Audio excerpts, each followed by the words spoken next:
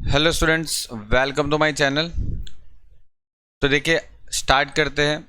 Amalgamation का एक long question करेंगे और लॉन्ग क्वेश्चन इसीलिए कर रहे हैं एक बार कि हमें अमालगमेशन एग्जैक्टली क्या होता है उसके बारे में आइडिया आए। ठीक है, तभी जाके हम आगे के शॉर्ट क्वेश्चन और एमसीक्यू पे फोकस कर सकते हैं। तो पहले हम थोड़े लॉन्ग क्वेश्चन के कॉन्सेप्ट और अमालगमेशन क्या होता है, किस तरीके से एंट्रियाँ पास होती है, ठीक है, जनरल एंट्री होती है, बैलेंस शीट कैसे बनती है, न्यू कंपनी जो क्रिएट होती है, ठीक है, वो हम समझेंगे पहले। तो देखो, एक बेसिक सी चीज़ समझो और फिर हम जाके पूरे टॉपिक को कंप्लीट करेंगे। देखो, सबसे पहले एक बेसिक क्वेश्चन है आपके सामने जिसमें एक सागर लिमिटेड है और एक तो है समुद्र लिमिटेड, और उसके बारे में बोला है वेयर अमालगमेटेड फ्रॉम द 1 अप्रैल 2017। मतलब ये कंपनी जो है वो अमालगमेशन हो रही है 1 अप्रैल 2017 को, और नई कंपनी का नाम है a new company Mahasagar limited was formed and to take over the business of the existing company. मतलब देखो, दो कंपनी है, सागर और एक तो समुद्र। अब ये दो कंपनी बंद हो जा रही है और दोनों मिलाप करके, मतलब दोनों मिल के एक नई कंपनी क्रिएट करिए महासागर करके। ठीक है, जैसे मैंने आपको समझाया था, वोडाफोन और आइडिया जो है हमारे सामने एक जीता जागता उदाहरण है। ठीक है, जो दोनों ने अमालगमेशन करके एक नई नाम से वीआई करके एक नई कंपनी बना ली, वैसा ही यहाँ पर एक एग्जैक्टली कुछ हो रहा है। सागर और समुद्र और मिलके बना रहे हैं महासागर। ठीक है, अब देखो, कंपनी होती है ना, तो कंपनी के होते हैं शेयर होल्डर। जैसे इक्विटी शेयर होल्डर जो कि 100 रुपये का एक शेयर है, और यहाँ पर प्रेफरेंस शेयर होल्डर वो भी 100 रुपये का एक शेयर है। ठीक है, सबसे पहला काम आपको ये करना है कि ये जो नंबर ऑफ शेयर है ना वो निकाल लो। देखो, इसको इससे डिवाइड करेंगे ना तो आपको ये पता चल जाएगा कि सागर के कितने शेयर हैं, है ना। चाहे हमें पता तो होना चाहिए ना कंपनी के शेयर कितने हैं, नंबर ऑफ शेयर। तो यहाँ पर हम नंबर ऑफ शेयर की जो संख्या है ना वो पता लगा लेते हैं कितनी होगी। तो इसको डिवाइड करोगे ना, इसको डिवाइड करोगे ना 100 से, तो आपको मिलेंगे 10200। बस इतने शेयर किसके, तो सागर के।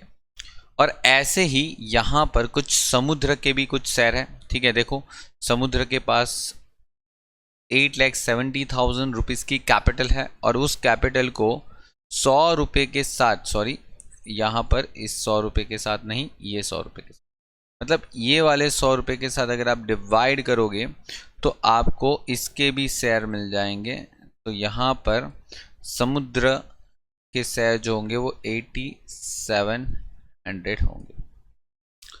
समझे, ये पहले निकाल लो, बहुत ज़रूरी है आपको आगे के टॉपिक के लिए।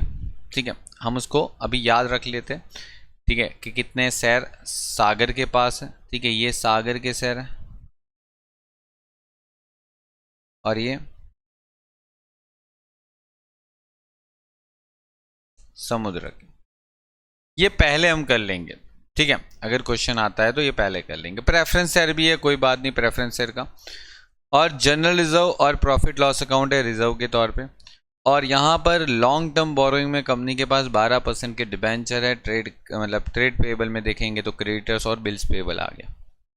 मतलब ओवरऑल देखें ना तो कंपनी के पास लायबिलिटीज जो होती है ना, इक्विटी एंड लायबिलिटीज, वो ये। ठीक है, मतलब कंपनी के पास ये लायबिलिटीज है और कंपनी के पास कुछ एसेट्स भी तो होती है। ठीक है, कोई भी कंपनी ऐसे तो नहीं होती ना, कुछ एसेट्स भी तो होगी। जैसे यहाँ पर है बिल्डिंग, मशीनरी और फर्नीचर, और गुडविल भी है, इन्वेस्टमेंट भी है इन दोनों का, कुछ डेटर्स है, बिल रिसीवेबल है और कैश है। मतलब ये सब कुछ आपको मटेरियल दे रखा है। ओके, ये दोनों कंपनी के क्या पोजीशन थी मार्केट में, उसका बैलेंस शीट क्या था, उनके पास क्या क्या एसेट्स है, क्या क्या लायबिलिटी है, सब कुछ आपके पास अभी अवेलेबल है। ठीक है, अब चलते हैं पहले एडजस्टमेंट पे। ठीक है, पहले आराम से सारे एडजस्टमेंट रीड कर लो, समझ लो क्या लिखा है क्या नहीं लिखा है। ठीक है, फिर जाके हम क्वेश्चन करते हैं। तो देखो, एक जो महासागर करके थी ना, यहाँ पर महासागर आएगा। ठीक है, एक सेकंड मैं चेंज कर देता हूँ थोड़ा। महासागर, यहाँ पर जो महासागर कंपनी है वो क्या करिए, तो बोल रहे कि issue 7 share for each equity share of Sagar and 5 equity share of Samudra okay ठीक है। The share are to be issued 20 rupees each having a face value 10। अब देखो मैं जो समझा रहा हूँ ना उसको आराम से समझना, फिर इस बात पे आते हैं। ठीक है, देखो मैंने आपको लास्ट टाइम पे बताया था वोडाफोन आइडिया के केस में, यहाँ पर सेम केस है बट लेकिन है क्या, नाम कंपनी का बदल दिया। एक है सागर कंपनी है और दूसरी है समुद्र, और ये दोनों एक कंपनी मिला के क्या बना रहे हैं, महा सागर बना रहे हैं।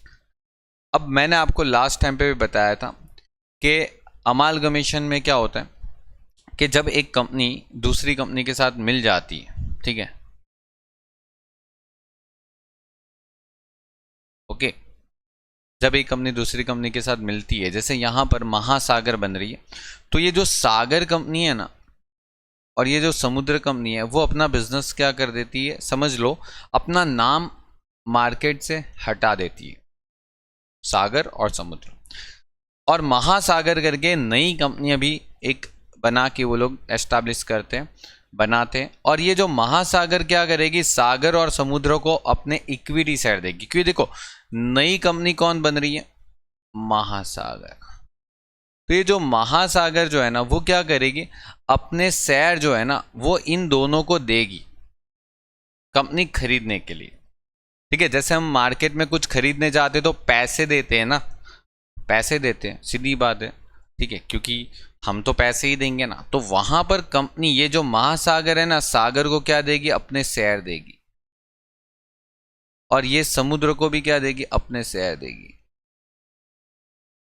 ठीक है, कितने शेयर देगी वो सब आपको लिख के दिया होगा। देखो क्वेश्चन के अंदर सिर्फ सब ईच एंड एवरीथिंग देखो यहां पर लिखा है, Mahasagar will issue 7 share for each equity share of सागर।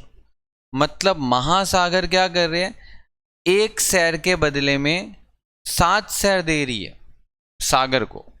अब देखो मतलब महासागर जो है ना वो इसको 7 शेयर दे रही एक शेयर के बदले में, मतलब सागर के एक शेयर के बदले में उसको 7 शेयर मिल रहे हैं नई कंपनी महासागर के।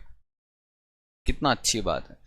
और ऐसे ही यहां पर दूसरा कुछ है, 5 इक्विटी शेयर ऑफ समुद्र लिमिटेड, मतलब यही कंपनी को 5 शेयर देगी समुद्र को। ठीक है, ये क्वेश्चन के अंदर लिखा है, मतलब सागर को अपने एक शेयर के बदले में नई कंपनी के अंदर 7 शेयर मिल जाएंगे। ठीक है, और समुद्र को अपनी कंपनी के एक शेयर के बदले में महासागर कंपनी के 5 शेयर मिल जाएंगे। ठीक, और कितने रुपए के देने वाले, तो बोला कि 20 रुपीज पे देने वाले, लेकिन 20 रुपीज पे देने वाले, लेकिन आपको पता है यहां पर जो फेस वैल्यू की बात बोली ना, फेस वैल्यू, वो फेस वैल्यू बोला कि वो 10 रुपए है। तो ध्यान रखने का, जब भी फेस वैल्यू और इश्यू प्राइस के बीच में जो डिफरेंस होता है ना वो ऑलवेज होता है प्रीमियम। मतलब 10 रुपए का शेयर 20 रुपए में दे रहे हैं। ठीक है, आप देखो यहां पर सब कुछ लिखा है, अब देखो share issue 20 rupees having face value 10, मतलब 10 रुपए की शेयर का जो वैल्यू है वो 20 रुपए में उस कंपनी को दे रहे। तो यहां पर क्या हो गया, प्रीमियम हो गया बाकी का 10 रुपए। ठीक है, 20 रुपए में शेयर दे रहे हैं, 10 रुपए का शेयर 20 में दे रहे हैं, तो बाकी का जो 10 रुपए एक्स्ट्रा ले रहे हैं ना वो हो गया प्रीमियम। ठीक है, वो हम करेंगे अभी आगे चल के। ठीक है, वो सब कुछ करने वाले, अभी ध्यान दो। ठीक है, चलो तो मैं यहां पर ही लिख देता हूं, ऐसा हो तो चलो 10 प्लस क्या हो जाएगा, सिक्योरिटीज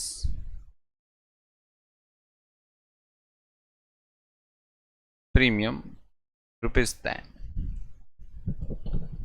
ठीक है, मतलब 10 रुपए की फेस वैल्यू थी जबकि 20 रुपए, तो दूसरा 10 रुपए जो है ना वो प्रीमियम का ही होगा। ठीक है, समझे बात को, ये आ गया आपका।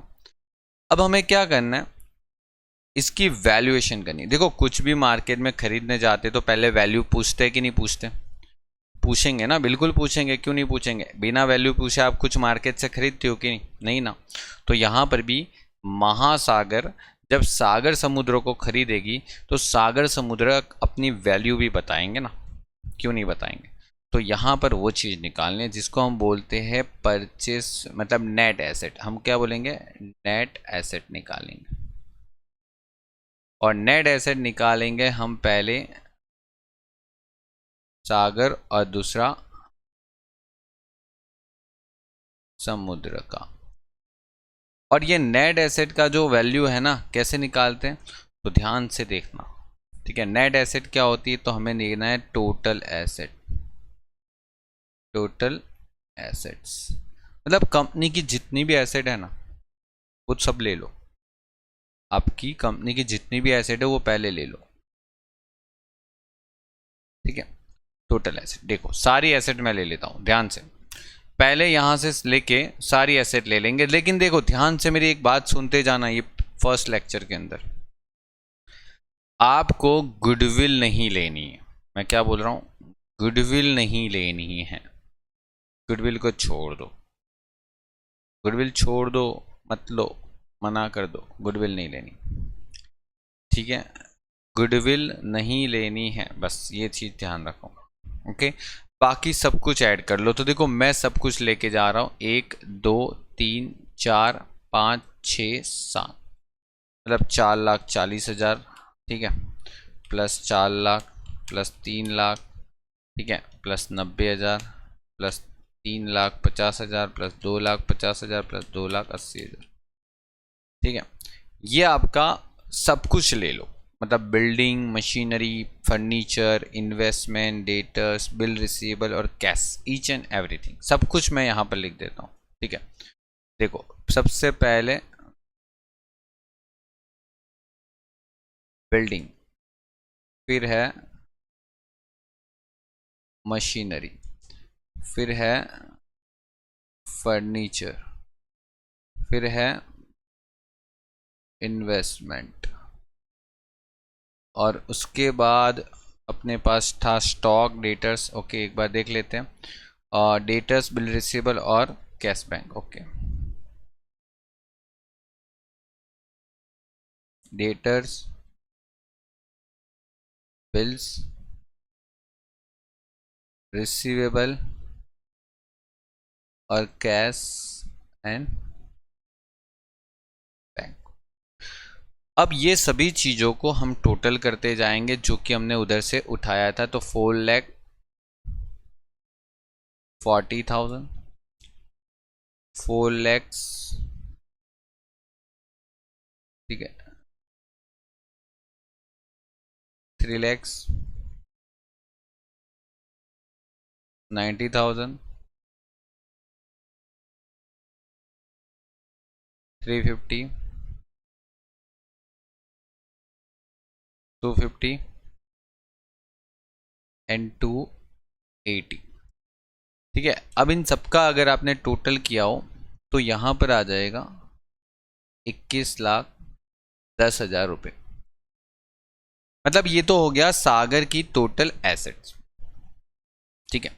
अब ये ही सेम चीज सागर के बाद समुद्र में भी कर सकते हैं, तो समुद्र में चले जाते हैं। समुद्र के अंदर देखो 1 2 3 4 5 6 7, ये सबको ऐड कर दो, ठीक है। 4,50,000, 2,00,000, 3,50,000, 60,000, 2,00,000, 190 एंड 80,000, ठीक है।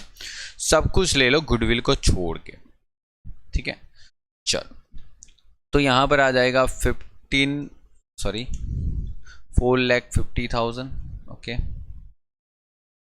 4,50,000, उसके बाद 2,00,000 आ जाएगा, ओके, उसके बाद 3,50,000 आने वाला है, ओके, उसके बाद 60,000 आ रहा है, उसके बाद 2,00,000 आ रहा है, उसके बाद 1,90,000 आ रहा है, उसके बाद 80,000 आ रहा है, और फिर उसका सबका टोटल करेंगे तो आपके पास 15,30,000 आंसर आ रहा है। ओके, यहाँ पर जो आएगी वो लाइबिलिटीज आएगी, और जो लाइबिलिटीज जो है ना उसके बारे में जाते हैं। तो पहले यहाँ पर ये देखते हैं लाइबिलिटीज साइड। तो कंपनी के पास लाइबिलिटीज कितनी है, देखो तो ध्यान से मेरी बातें को सुनते जाना पूरे लेक्चर के दौरान। यहाँ पर ये जो सेकेंड नंबर से जो स्टार्ट होती है ना, ये वाली, ये कंपनी की लाइबिलिटीज होती है। ये कंपनी की क्या होती है, लाइबिलिटीज। मतलब तो आपको सिर्फ ये ध्यान रखना है, ये सेकेंड नंबर और थर्ड नंबर, यहाँ पर ये कंपनी की लाइबिलिटीज होती है। ठीक है, क्योंकि जो ऊपर वाली वैल्यू है ना, जो फर्स्ट नंबर पे होती है, वो तो शेयर होल्डर फंड होता है और वो लाइबिलिटीज नहीं होती, वो तो इक्विटी में आता है। इक्विटी एंड लाइबिलिटीज जो होती है ना, इक्विटी एंड लाइबिलिटीज उसका पार्ट है। ठीक है, तो इक्विटी और लाइबिलिटीज, हमें सिर्फ लाइबिलिटीज लेनी है। तो लाइबिलिटीज की बात करते हैं तो यहाँ पर आता है 12% के डिबेंचर। अब ध्यान से सुनना, मोस्ट इंपोर्टेंट पार्ट आने वाला है यहाँ पर। 12% डिबेंचर है। ओके, ध्यान से देख लो, 12% डिबेंचर कितने रुपए के हैं सागर में, 60,000। लेकिन यहाँ पर सर एक एडजस्टमेंट बोला है, और वो एडजस्टमेंट पढ़ना, आराम से पढ़ना। देखो यहाँ पर 12% debenture holder of Sagar and समुद्र limited are to be discharged by the Mahasagar Limited issuing such number of 15% debenture of 100 each, so maintain same amount of interest। ये वर्ड है, ये वर्ड है। अब ये चीज समझते हैं। ठीक है, हर चीज आराम से समझो, फर्स्ट लेक्चर है, अपने को एकदम समझ के काम करना है। क्या बोला है देखो, एकदम डिटेल में जाके बताता हूं। देखो ये जो सागर और समुद्र कंपनी थे ना, सागर और समुद्र, अब वो कंपनी तो बंद हो गई ना, मतलब वो कंपनी का जो नाम है वो तो खत्म हो गया।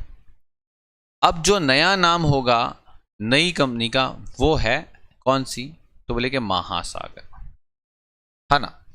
तो अगर सागर और समुद्र के डिबेंचर होल्डर जो है, जिन बिचारों ने कंपनी के डिबेंचर खरीदे थे, ठीक है, मार्केट में, उनका क्या, ठीक है, उनका क्या हो जाएगा। वो तो बेचारे मतलब डिबेंचर में पैसे लगाए थे सागर और समुद्र के, और वो कंपनी ही बंद हो रही है। तो उनके साथ अन्याय नहीं होना चाहिए ना, उनके साथ बिल्कुल अन्याय नहीं होना चाहिए। कंपनी बंद हो गई, अमालगमेशन हो गया, तो उनका क्या गलती, बेचारे ने कंपनी के डिबेंचर खरीदे होंगे। जैसे आप लोगों ने किसी कंपनी के डिबेंचर खरीदे और वो कंपनी बंद हो जाए, तो आपके पैसे डूब थोड़ी जाएंगे। जो नई कंपनी है, जो नई कंपनी है, जो उस कंपनी को खरीद रही है, वो क्या करेगी, आपको नए डिबेंचर दिलाएगी, नए नाम वाली कंपनी का। समझे बात को, मतलब ये महासागर क्या करेगी, बेचारी ये जो सागर और समुद्र के डिबेंचर होल्डर थे ना, उनको अपने डिबेंचर रिप्लेस करके दे देगी। बोले कि आप चिंता मत करो, हम हमारी कंपनी के डिबेंचर आपको दे रहे हैं। लेकिन वो बेचारे डिबेंचर होल्डर क्या करेंगे, शर्त भी तो रखेंगे, यार हमको मतलब नई कंपनी के डिबेंचर मिलेंगे, लेकिन हमको इंटरेस्ट जो है ना वो सेम चाहिए, ऐसा। तो कंपनी ने उनको प्रॉमिस किया, चलो ठीक है, तुम लोग टेंशन मत लो, हम आपको अपना इंटरेस्ट का जो अमाउंट है ना वो सेम रखेंगे, maintain same amount of interest. अब ये बात ध्यान से समझ लेते, ठीक है, कि क्या है।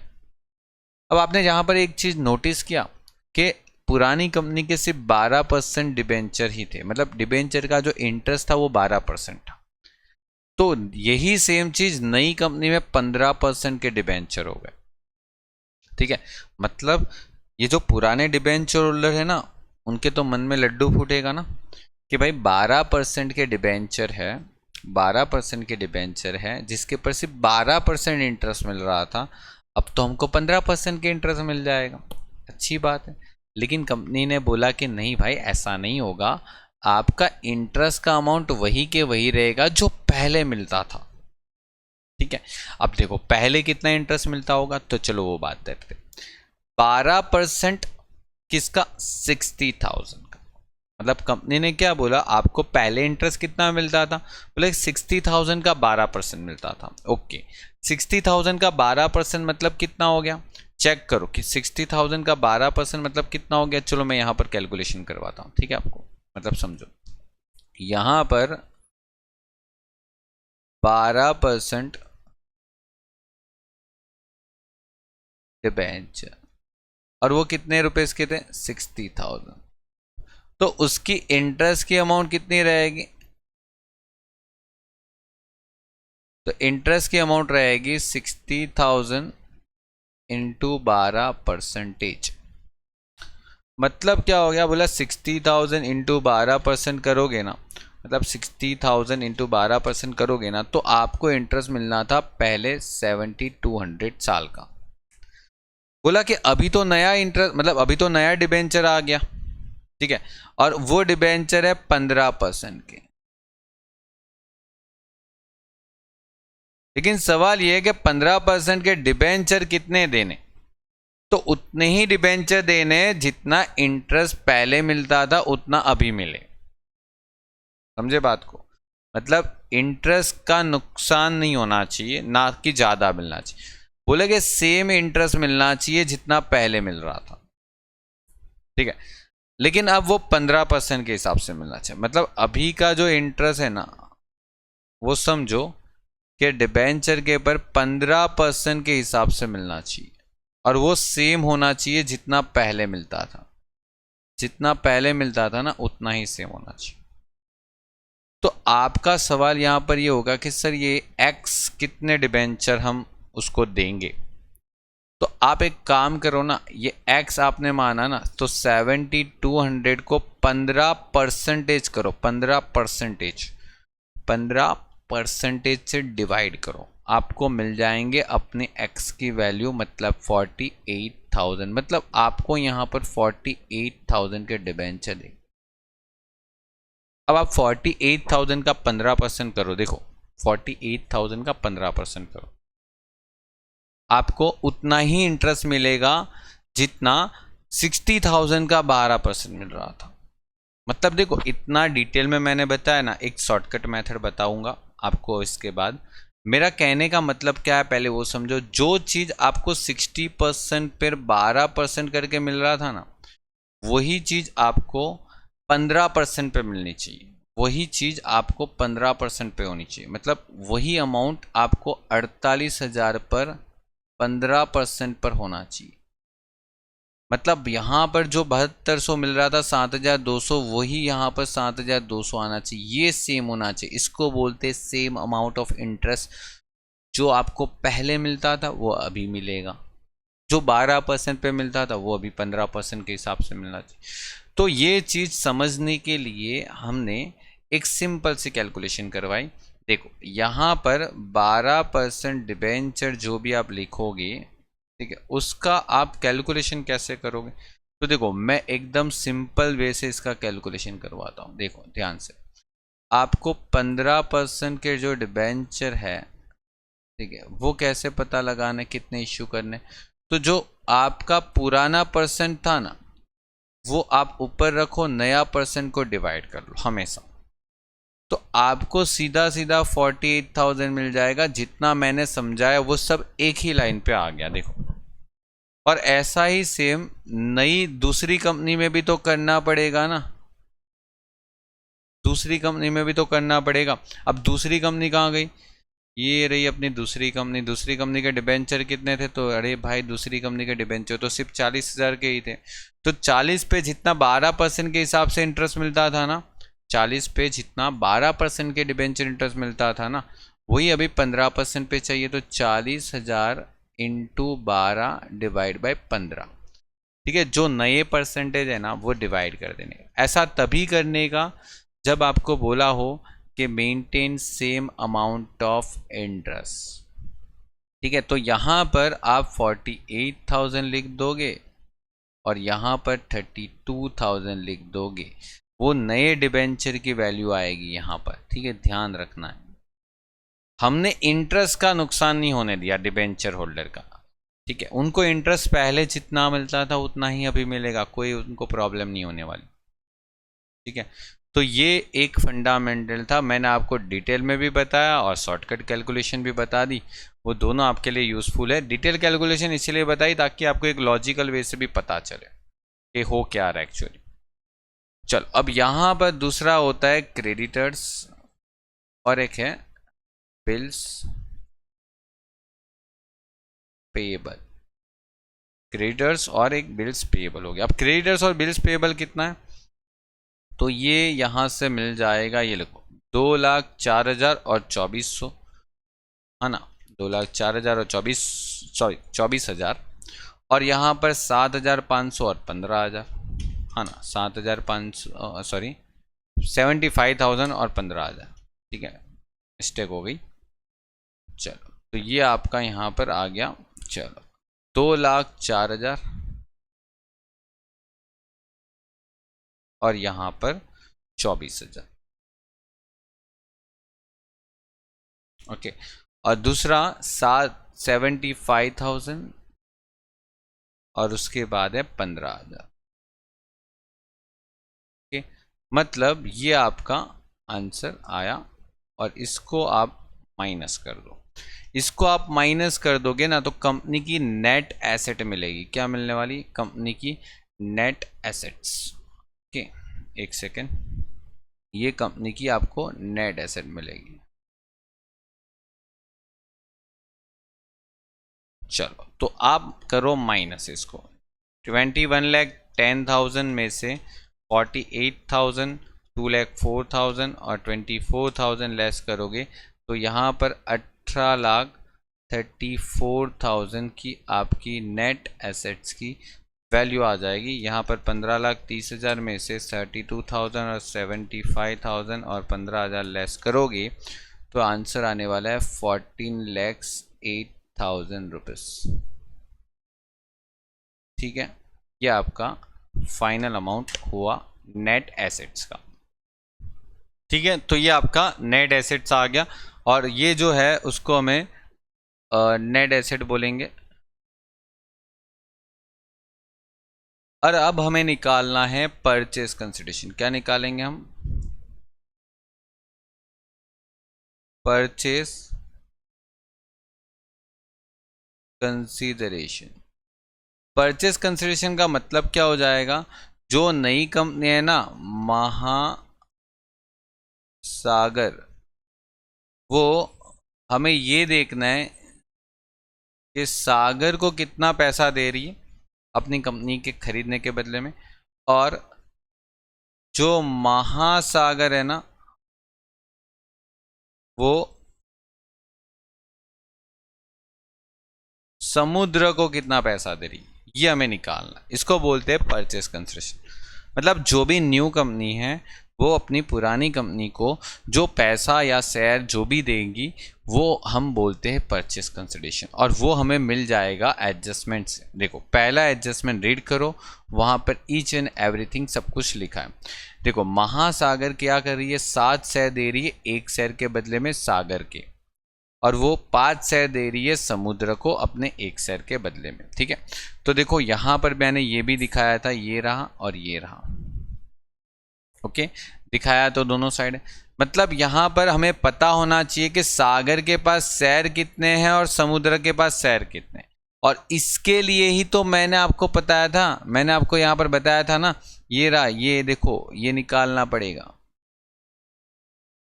मतलब सागर के कितने शेयर है, 10,200, समुद्र के कितने शेयर है, 8,700, और इसके बदले में उसको कितने शेयर मिल रहे हैं नई कंपनी के, बोले कि 7 और उसको 5।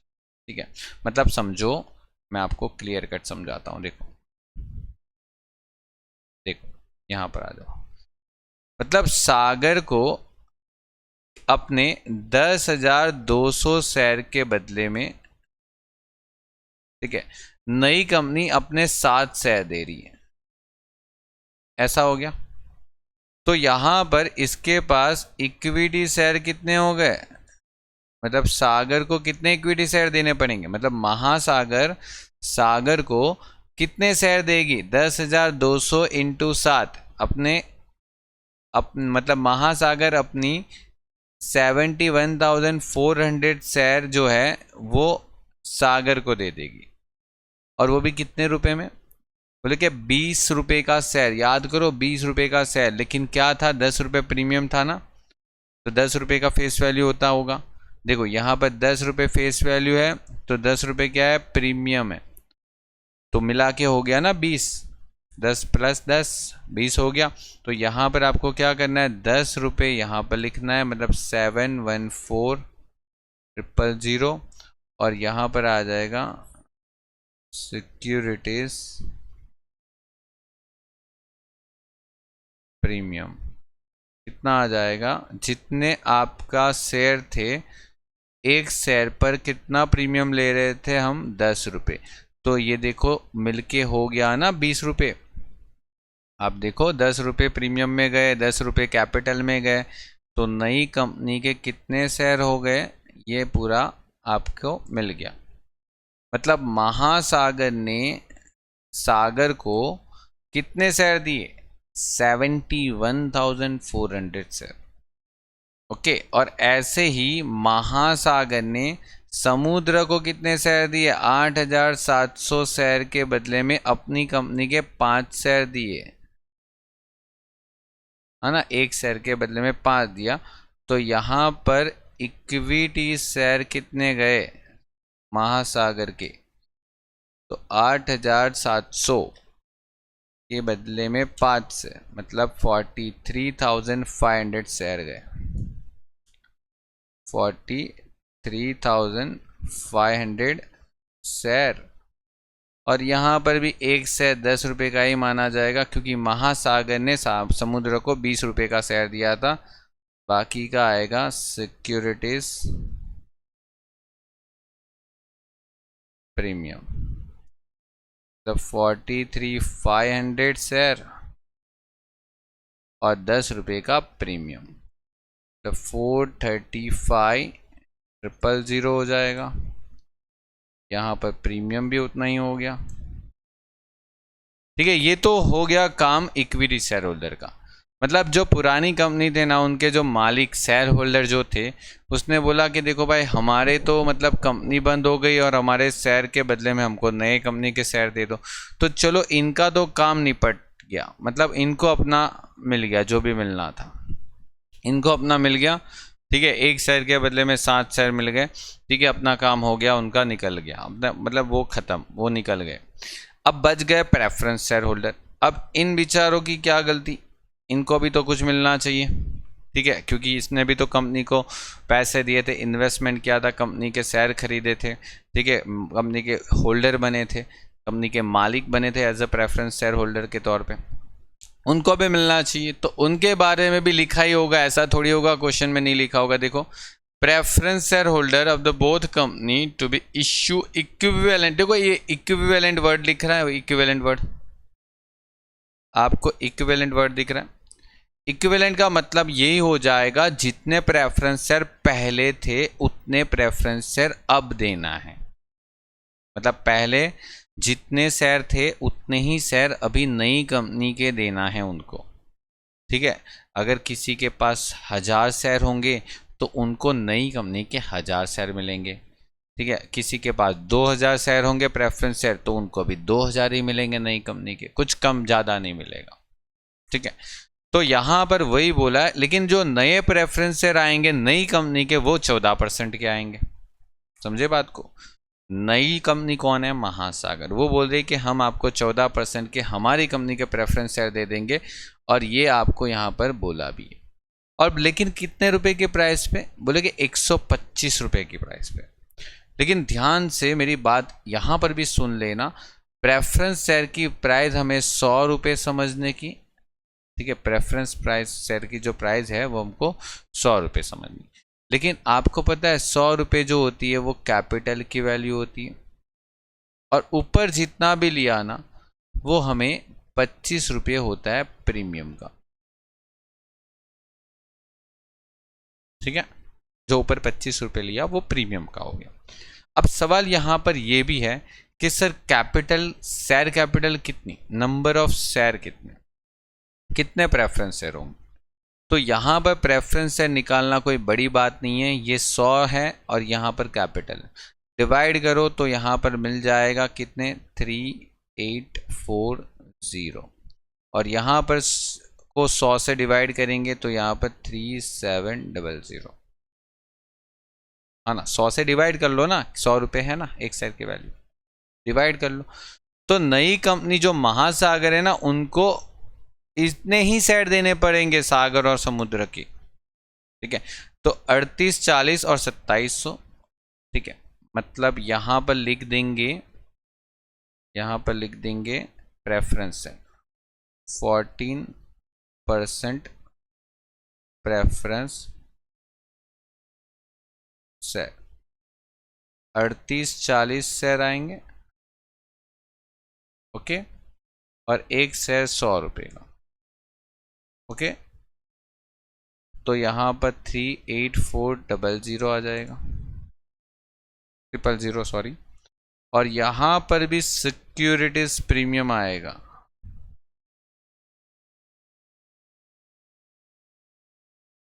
ओके। 3840 शेयर इंटू 25, 3840 इंटू 25 मतलब 96,000 प्रीमियम हो गया यहाँ पर। और इसको फिर बाद में टोटल कर लेंगे।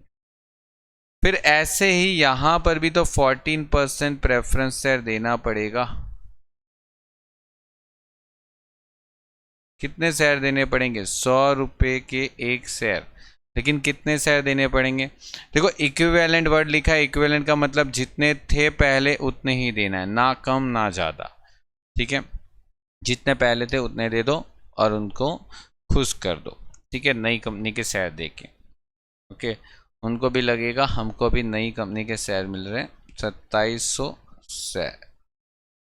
और ये आ जाएगा सिक्योरिटीज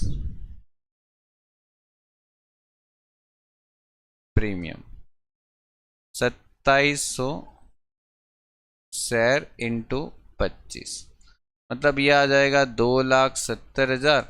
और ये 2700 इंटू 25 करोगे तो 67500। और यहाँ पर 7,14,000, 7,14,000 और ये 384, ओके। और ये 384 और 96,000 मतलब 19,08,000 रुपीज़ दिया, ठीक है, 19,08,000। और यहाँ पर 435, 435 और 270 और 67, 500 मतलब 1207500, ठीक है। मतलब देखो जब महासागर ने सागर को पैसे दिए ना तो इतने पैसे दे दिए, और महासागर ने समुद्र को जब पैसे दिए ना तो इतने दिए। पैसे का मतलब मैं यहाँ पर शेयर बोल रहा हूँ, ठीक है। मतलब जब उनको पेमेंट किया तो इतना शेयर दिए पेमेंट के तौर पे, ठीक है। यहाँ पर पैसे तो नहीं दिए, पेमेंट के लिए शेयर दे दिए, ठीक है। उनको शेयर में पेमेंट किया, ठीक है। हमेशा ऐसे शेयर में पेमेंट होता है, कैश में भी होता है वो भी आएगा, लेकिन यहाँ पर शेयर में पेमेंट किया। अब यहाँ पर हमें एक चीज़ और निकालनी, ठीक है, और ये चीज़ मोस्ट इम्पोर्टेंट, यहाँ पर हमें एक चीज़ और निकालनी है, सागर और समुद्र के लिए। सागर का जो भी पेमेंट था, देखो मैंने आपको ये चीज़ आगे भी समझाई है, जब मैंने वोडाफोन और आइडिया का टॉपिक समझाया था मैंने आपको यहाँ पर बताया कि अगर हमने यहाँ पर परचेस कंसीडरेशन दिया है, कितना दिया? सागर को 19,08,000 दिया और इसको दे दिया 12,75,000 रुपये, ओके। और उसका जो नेट एसेट्स है, अगर हमने उसकी नेट एसेट्स से ज़्यादा का पैसा पे कर दिया तो हमने उसको इसीलिए पे किया होगा क्योंकि उस कंपनी की गुडविल अच्छी होती होगी, ठीक है। देखो यहाँ पर 18,34,000 की कंपनी है, ठीक है, मतलब 18,34,000 की नेट एसेट है तो कंपनी का वैल्यू भी 18,34,000 ही हुआ। तो हमने कंपनी को ज़्यादा पेमेंट कर दिया ना, देखो 18,34,000 के बदले में उनको 74,000 मैंने ज़्यादा पे कर दिया। और ये ज़्यादा इसीलिए पे किया होगा क्योंकि उसकी गुडविल होती होगी। अगर हमने परचेस कंसिडरेशन नेट एसेट से ज़्यादा पे किया है तो वो गुडविल होती है। और यहाँ पर समुद्र की बात करें तो समुद्र में देखो कितना पेमेंट करना था, 14,08,000, 14,08,000 का पेमेंट करना था, लेकिन हमने उसको पेमेंट कम किया है यहाँ पर। तो ये जो कम पेमेंट हुआ ना, कितना पेमेंट कम हुआ है वो चेक करो। ठीक है, कितना पेमेंट कम हुआ है, तो आप बोलोगे सर 2,05,000 क्या पेमेंट कम हुआ, तो ये आ गया अपना कैपिटल रिजर्व।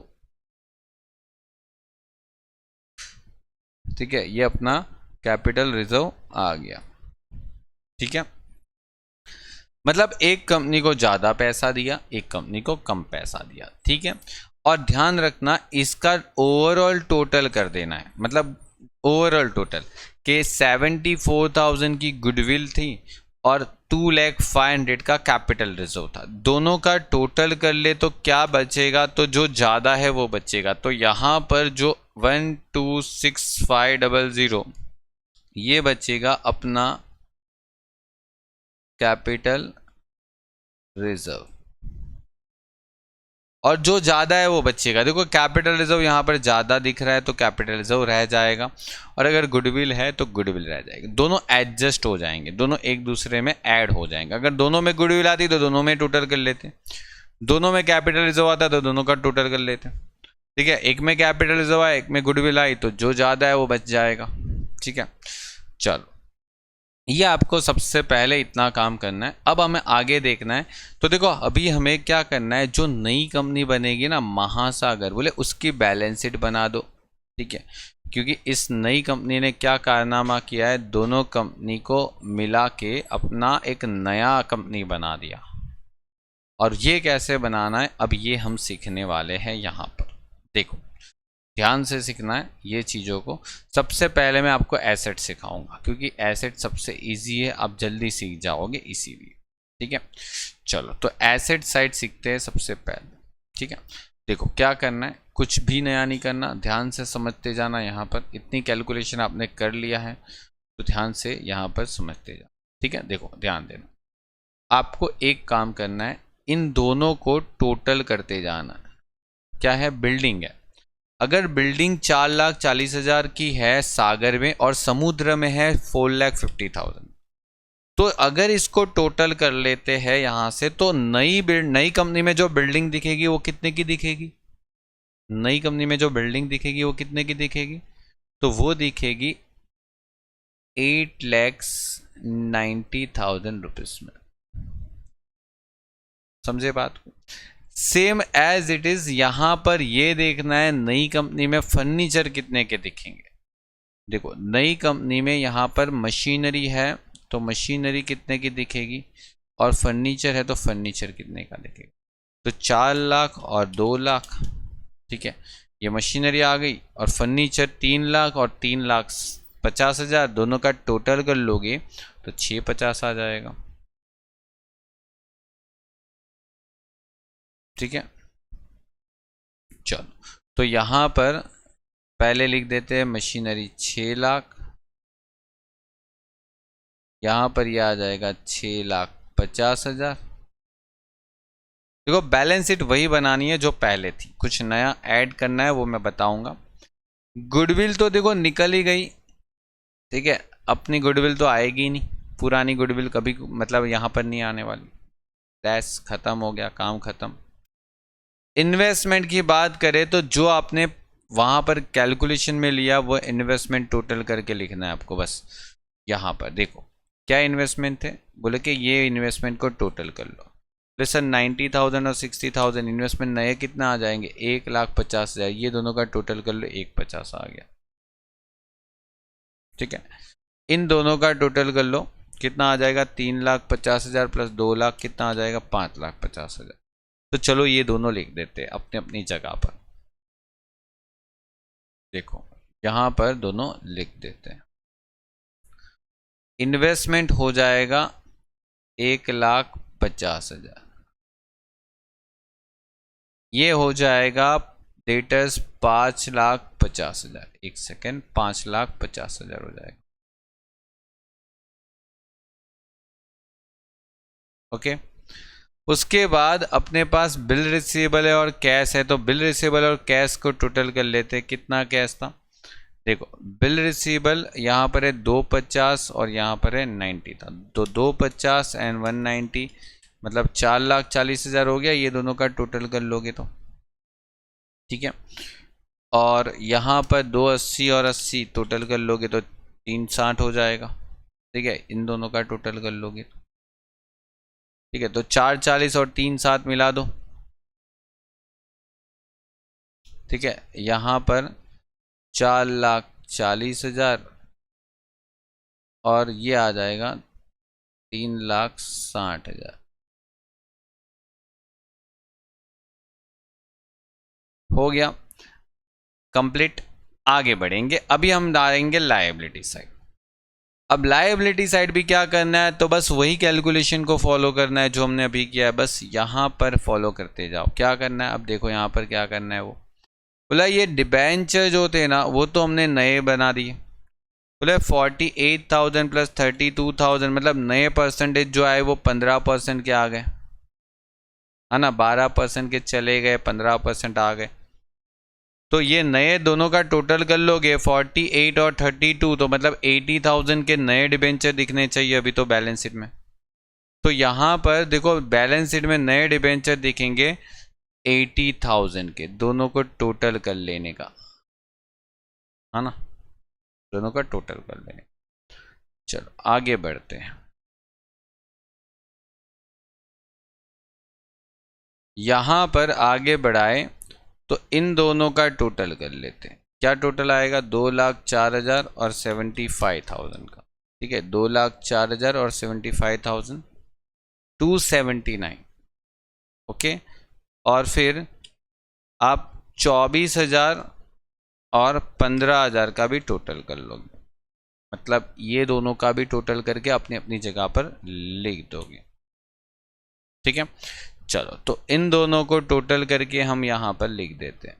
चलो कितना आ रहा है, क्रेडिटर्स का टोटल आ रहा था 2,79,000 और उसके बाद अपना टोटल यहाँ पर आ रहा था दूसरा 39,000। खत्म, ये काम यहाँ पर हो गया। इतना काम हो जाने के बाद आपको यहाँ से लेनी है कैपिटल, और कैपिटल ऑलवेज यहाँ पर परचेस कंसिडरेशन से आप उठाओगे। परचेस कंसिडरेशन, परचेस कंसिडरेशन कितनी है, तो देखो परचेस कंसिडरेशन में आपको इक्विटी शेयर कितने दिख रहे हैं, ध्यान से देखो इक्विटी शेयर कितने दिख रहे हैं, एक ये वाले शेयर और एक ये वाले शेयर, दोनों इक्विटी शेयर ही थे ना। देखो यहाँ पर भी इक्विटी शेयर थे, यहाँ पर भी इक्विटी शेयर थे, है ना। तो इक्विटी शेयर टोटल कर लो, कितना आ गया इक्विटी शेयर टोटल करेंगे तो 11,49,000 के आसपास कुछ शेयर आ रहे हैं। ठीक है, तो वो दोनों को मैं यहाँ पर लिख देता हूँ 11,49,000 इक्विटी शेयर। लेकिन ध्यान रखना नए शेयर जो है ना वो 10 रुपये का है, और यहाँ पर हो सके तो उसके नंबर्स भी दिखा देने के। कितने शेयर से, 114900 शेयर। ओके, चलो आगे बढ़ते हैं। प्रेफरेंस शेयर की बात करें तो देखो यहाँ पर प्रेफरेंस शेयर कितने हैं, तो बोले 14% के प्रेफरेंस शेयर यहाँ पर कितने हैं, तो ये आपके प्रेफरेंस शेयर दोनों को मिला दो कंपनी के अंदर, मतलब कितने हैं 384 प्लस 270 तो 654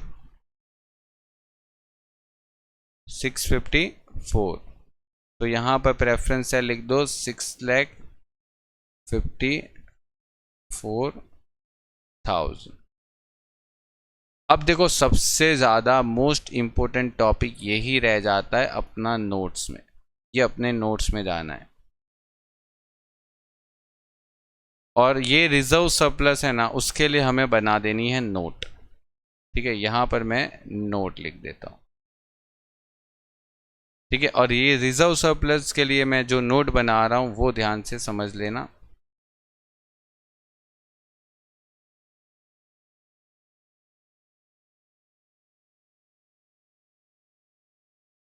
क्या रिजर्व सरप्लस है और उसकी नोट्स क्या आएगी, तो देखो हमने कंपनी के अंदर जब नए शेयर इशू किए थे ना, तो हमने सिक्योरिटी प्रीमियम लिया था, है ना। और सिक्योरिटी प्रीमियम जो होता है ना, वो हमारा रिजर्व सरप्लस का पार्ट होता है। और जब हमने नई कंपनी खरीदी थी ना, तो हमको एक कैपिटल रिजर्व का बैलेंस बच गया था अपने, है ना। कैपिटल रिजर्व का क्या बच गया था, हमने बुक्स ऑफ अकाउंट में बैलेंस बच गया था। तो ये बैलेंस बच गया था और ये सिक्योरिटी प्रीमियम ये कहाँ से लेके आएंगे, तो ये देखो कहाँ से लेके आएंगे। देखो देखो जितना मैं अभी टिक कर रहा हूँ ना, उसको ध्यान से एक बार टोटल कर लेना। ये एक टोटल करो 7,14,000 प्लस इसको टोटल किया ना, अब इसको टोटल करो, क्या आएगा 96,000। फिर इसको टोटल कर लो 4,35,000 और फिर इसको टोटल कर लो, क्या है। ये सब कुछ सिक्योरिटी प्रीमियम में आता कि नहीं आता, सब कुछ प्रीमियम है। देखो ना यहाँ पर ये भी प्रीमियम है, ये भी प्रीमियम है, ये भी प्रीमियम है और ये भी प्रीमियम है। सारे प्रीमियम को अगर टोटल करेंगे तो 13,12,500। ओके, और ये 1,26,500। Okay, capital reserve. तो यहाँ पर हम लिख देंगे वही चीज को। ठीक है, क्या 13,12,500 और 1,26,500 कैपिटल रिजर्व प्लस में ही लिखना है, यहाँ पर कुछ नया नहीं करना आपको। और 1,26,500 लिख के टोटल करेंगे 14,39,000। ओके, और ये 14,39,000 जो है ना, वो यहाँ पर लाल झंडी दिख रही है ना, वहां पर लिख देने का 14,39,000। अब हमें दोनों साइड का टोटल कर लेना है, और ये दोनों साइड का अगर आप टोटल करो, टैली हो गया, तो बस अपना काम भी बन गया। ठीक है, अपना काम हो गया। कितना बन गया, ये 36,40,000 का टोटल बनना चाहिए। ओके, और यहाँ पर भी अपना जो आंसर है वो 36,40,000 बनना चाहिए। ठीक है, चेक कर लो, देखो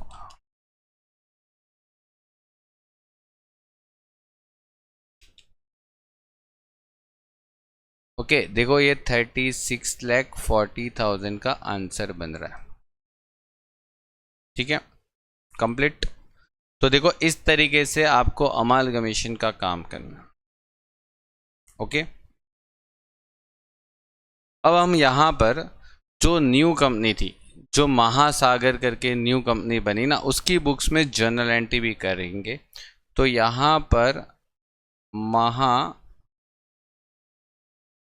की बुक्स में, ठीक है, हम करने वाले हैं जर्नल एंट्री। और ये जर्नल एंट्री क्या होती है, देखो समझना। सबसे पहले महासागर ने सागर को खरीदा, तो यहां पर लिखेंगे business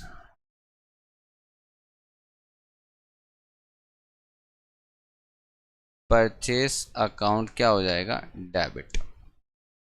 okay, business purchase account debit. ठीक है, बिजनेस परचेस किया और ये परचेस अकाउंट डेबिट। अच्छा, एक चीज़ याद रखना, हम जो कर रहे हैं वो नेचर ऑफ परचेस मेथड है। ठीक है, हम जो एंट्री करेंगे, हम जो अभी बैलेंस शीट बना के आए, वो सब नेचर ऑफ परचेस मेथड है। ठीक है, और हम यहाँ पर लिखेंगे to liquidator of Sagar limited. मतलब अगर आप देखोगे तो हमने बिजनेस कितने में परचेस किया, हमने सागर का पूरा कंपनी कितने रुपए दे के परचेस किया, तो वो यहाँ से मिल जाएगा, ये रहा यहाँ से 19,08,000। क्या दिया? 19,08,000 रुपीज़ में हमने पूरा परचेस कर लिया। तो मैं यहाँ पर लिख दूंगा 19,08,000 रुपीज़, 19,08,000 रुपीज़। अब दूसरी जब एंट्री करेंगे तो यहाँ पर हमने उसके पास से क्या क्या खरीदा था, तो बिल्डिंग अकाउंट डेबिट। हमने मशीनरी खरीदा था तो मशीनरी अकाउंट डेबिट। हमने फर्नीचर खरीदा था उसके पास से, तो फर्नीचर अकाउंट डेबिट हो गया। हमने उसके पास से खरीदा था इन्वेस्टमेंट, तो इन्वेस्टमेंट अकाउंट क्या हो जाएगा? डेबिट। हमने उसके पास से खरीदा था डेटर्स, तो डेटर्स अकाउंट क्या आ जाएगा? डेबिट। हमने उसके पास से बिल रिसीवेबल खरीदा था, तो बिल रिसीवेबल अकाउंट क्या आ जाएगा? डेबिट। और एक खास चीज़ यहाँ पर हमने उसके पास से कैश भी लिया था, उसका जो कैश बैलेंस था वो भी डेबिट। और एक और ख़ास बात यहाँ पर, जब हमने सागर को पैसा देके खरीदा तो सागर को गुडविल भी दिया था। गुडविल का पैसा कैसे, वो याद करो, वो जो डिफरेंस आया था वो गुडविल, ये रहा, देखो बताता हूँ। यहाँ पर सागर में गुडविल आया था, देखो ये गुडविल का पैसा आया था 74,000, तो वो भी तो आएगा। ठीक है, 74,000 का गुडविल जो आया था ना, वो यहाँ पर उसकी एंट्री में कवर होगा। यहाँ पर 74,000 डेबिट होगा, यहाँ पर 74,000। और यहाँ पर कुछ भी लायबिलिटीज के तौर पे था ना, 14% क्या था? 15% डिबेंचर था। ओके, क्या था? 15% डिबेंचर अकाउंट। ठीक है, और यहाँ पर आएगा क्रेडिटर्स, और यहाँ पर आएगा टू बिल्स पेएबल। ओके, अब देखो एक चीज़ समझो, अगर यहाँ पर आप एक एंट्री बढ़ाना चाहते हो, लिखना चाहते हो, तो आपको पता है पुरानी कंपनी के 12% डिबेंचर्स। ठीक है, पहले वो लिखो। और वो जो डिबेंचर की जो वैल्यू थी वो कितने रुपए थी? डिबेंचर की वैल्यू हमने कितने रुपए थी? तो ध्यान रखना, नई जो वैल्यू थी ना वही लेनी है। देखो बताता हूँ, रुको। यहाँ पर हमने जो दिखाया है, ठीक है, एक सेकेंड मैं आपको बताता हूँ। यहाँ पर हमने जो लिखा है, यहाँ पर हमने जो लिखा है, ये वैल्यू, ये और एक यही चीज़ों को आपको वहाँ पर करना है क्रेडिट, और यही पूरी अमाउंट को आपको वहाँ पर करना है डेबिट, और ये पूरी अमाउंट को वहाँ पर करना है क्रेडिट। बात आई समझे? ठीक है, ये पूरा जो एसेट वाला पार्ट है ना, जो एसेट वाला पार्ट है वो आपका होगा डेबिट। एसेट वाला पार्ट है वो क्या हो जाएगा? डेबिट हो जाएगा। और लायबिलिटी वाला पार्ट है वो क्या हो जाएगा? क्रेडिट हो जाएगा। ठीक है, चलो तो पहले एसेट लिख लेते हैं, फिर लायबिलिटी लिखेंगे। चलो एसेट का पार्ट यहाँ पर लिख देते हैं पहले। देखो 4,40,000 की हमने बिल्डिंग खरीदी, 4,40,000 दे के। 4 लाख की क्या थी? Okay, machinery. फिर फर्नीचर था 3 लाख रुपए का। फिर 90,000 का ये अमाउंट था इन्वेस्टमेंट का। डेटर्स का था 3,50,000 का था। फिर 250 का था, और फिर 280 का था, है ना। और डिबेंचर जो दिए थे उसको तो 48 के थे। ठीक है, 48 के थे। और यहाँ पर आपके पास जो क्रेडिटर्स था वो कितने थे, और बिल्स पेएबल कितने थे? तो देखो क्रेडिटर्स और बिल्स पेएबल देखो कितने थे। देखो यहाँ पर कितने थे? 2,04,000 और 24। ठीक है, 2,04,000 और 24। ओके, 2,04,000 और 24,000, तो चलो वो लिख देते हैं 2,04,000 और 24। यहाँ पर लिख देंगे 2,04,000 और 24,000। यह आपका डेबिट क्रेडिट टोटल इक्वल आ जाएगा। और यहाँ पर एक और एंट्री लिखनी है, liquidator of B limit, sorry B नहीं, क्या नाम था इसका, सागर लिमिटेड। जो आपने लिक्विडेटर को पेमेंट देना था सागर लिमिटेड का, ये रहा, ठीक है, 19,08,000 रुपये। वो यहाँ पर डेबिट करके लिक्विडेटर को क्या दिया, मतलब देखो सागर की कंपनी खरीदने के लिए हमने उसको क्या दिया, पैसा थोड़ी दिया, हमने उसको क्या दिया, इक्विटी शेयर दिए। हमने उसको क्या दिया, पैसा थोड़ी दिया, इक्विटी शेयर दी, इक्विटी शेयर कैपिटल अकाउंट।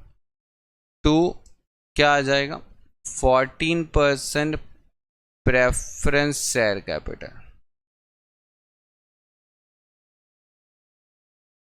और 2 क्या आ जाएगा, सिक्योरिटीज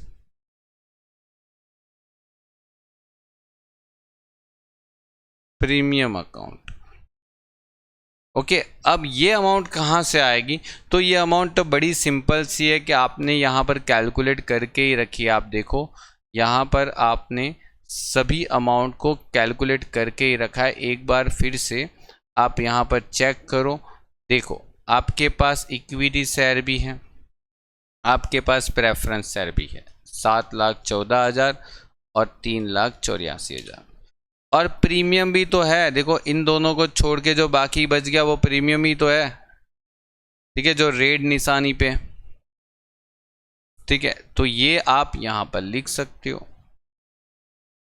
तब समझो आपने यहां पर लिख दिया कितना, 7,14,000 का इक्विटी शेयर और 3,84,000 का प्रेफरेंस शेयर। तो जो बचा कुचा पैसा है वो तो प्रीमियम का ही है ना, कितना है, 8,10,000।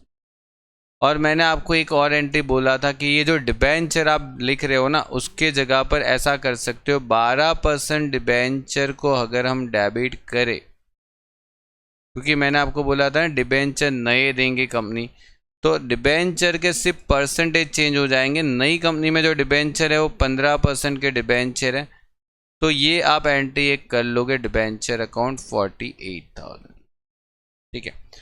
पुरानी कंपनी के 12% डिबेंचर को कलेक्ट करके कंपनी नए डिबेंचर दे देगी, तो ये एंट्री आप कर लोगे। ओके, तो देखो ये जो आपने 4 एंट्री पास किया ना, वो सिर्फ सागर के लिए पास किया, ठीक है, समुद्र के लिए बाकी है। तो यही सेम एंट्री आप समुद्र के लिए भी कर, मतलब समुद्र की कंपनी परचेस करने के लिए भी कर सकते हो। ये एंट्री तो महासागर की बुक्स में ही होगी, ध्यान रखना। ये जो एंट्री है वो इन द बुक्स ऑफ महासागर है। एक बार मैं फिर से लिख देता हूं यहां पर, इन द बुक्स ऑफ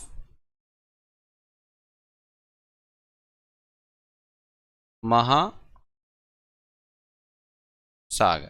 ठीक है। लेकिन जो पहली 4 जनरल एंट्री है वो सागर को खरीदने के लिए किया, और यही सेम एंट्री आपको महासागर की बुक्स में ही करना है, लेकिन जो सागर कंपनी को खरीदने के लिए करना है, ठीक है। ये चीज़ याद रखना, यही सेम एंट्री, यही सेम चीज़, सब कुछ सही। ओके, चलिए तो इसको कंप्लीट करिए। बहुत बड़ा क्वेश्चन होता है अमालगमेशन का, आपको खुद देख लो और इसको आराम से देख देख के सॉल्व कीजिए। और भी क्वेश्चन मैं आपको करवाऊंगा इसके। ओके, चलिए, good bye and take care.